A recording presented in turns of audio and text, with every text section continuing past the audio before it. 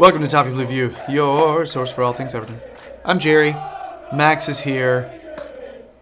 He just looks like a totally different guy to last year, you know? Stop. It's like his evil twin. Let's go into our starting 11 versus, I guess it's Bournemouth. Yeah, we just got done talking to them. How to forget that? So, starting 11 versus Bournemouth. Silva just gave press conference talking about who is probably available.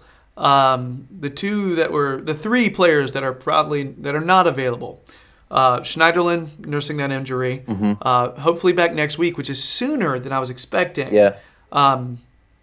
Yeah, because I was under the impression he had like a hamstring tweak or something, but I don't know. Because whenever I see a hamstring tweak, it's longer. He didn't specify, did he? I No. watched the press conference and he was asked what it actually was that was with Snyder, and he didn't. Well, I mean, he said the length duration of time that he might be out, but didn't give us any clues as to what it was. So hopefully, nothing reoccurring.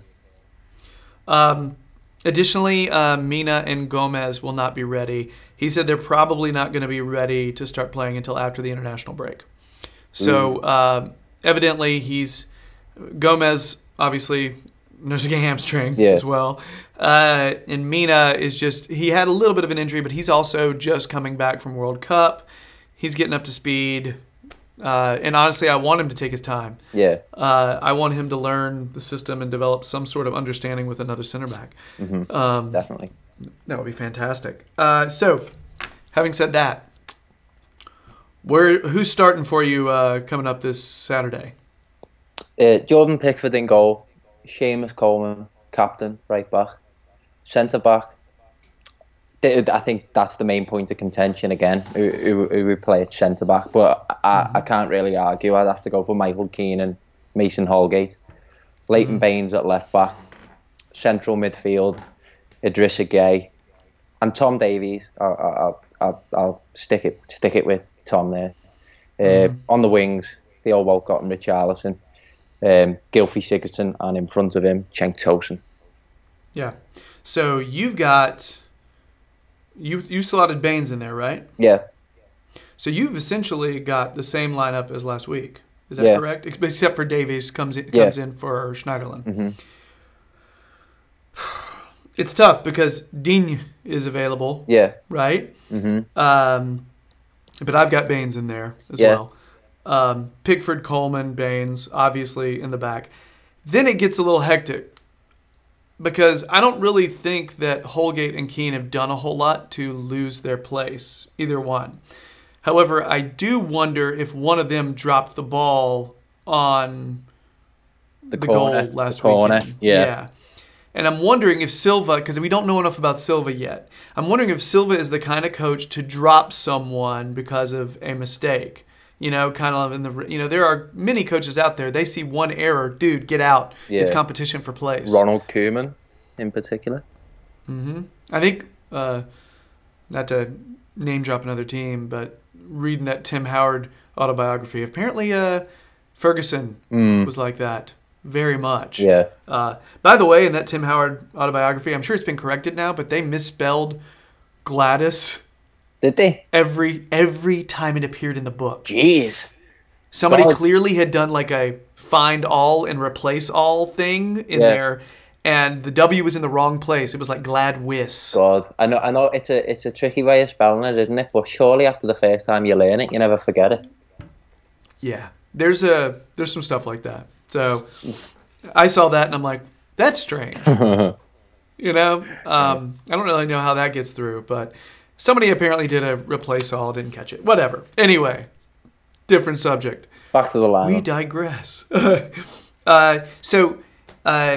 I was trying to think if one of them were to lose their place, would it be Keane or Holgate? Okay? And I don't know the answer. Okay? Because I feel like Keane is a more physical presence. He's bigger. Yeah. He's taller. But he's not as quick. Yeah. However, and so initially I put Zuma and Holgate as our starters. But then I remembered that Zuma is right-footed. Well, so is Keane. But Keane has been training at that left center back position. So would we slot Zuma in at right center back to go with him? I don't know. I'm so confused. I know, possibly. I think that's a dilemma that we don't want to fall back to be victims to, because I know when Silva and Distan left all those years ago, we never really solved the issue. I personally feel anyway. That being said, just before you go on to the rest of your lineup, I do think, I don't want to get too cocky, because Evertonians know cockiness is your own worst enemy. Yeah. But if we're cruising, say 2 goals for the good, I'd love to see Zuma, get out there onto the pitch. Yeah. So, yeah. So initially I wrote down Zuma Holgate, then I wrote down Zuma Keane. But for now, I think I'm just going to go Holgate Keane. I think I'm going to go with because I feel like Silva, I don't think their errors were as bad. I do think he's going to get Zuma in there. Mm-hmm. I think Zuma is ready, and I think if we're up and we need to hold a lead near the end, he will put him back there. And I think he'll throw Digne in at that left wing position the way he did against Wolves. I think we'll see that, Also, Gay, Davies, Sigurdsson, Walcott, Richarlison, Tosin. Boring, whatever, and Bernard, I could see Bernard being on the bench. Maybe getting a late cameo. Hopefully. I don't know. However, if he does, I think he typically does play that kind of left forward position that Richarlison would play. But I'm assuming he's got some flexibility, so maybe he'll sub him in for Walcott. Yeah, definitely. And Richarlison, despite how good he's been, he hasn't lasted the 90 yet, has he? So that could be a likely substitution. Yeah. So I guess that's it. Anything else on a starting 11, or anything else about the way you think things might go this Saturday?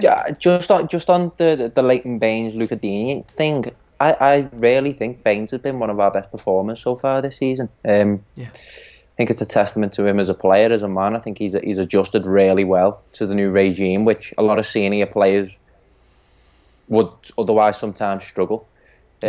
So, I really do think Baines deserves to be in the starting 11.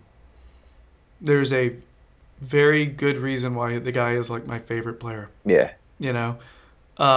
Without the history that a lot of other Everton supporters have, ever since I started supporting, he has just been this hardworking professional.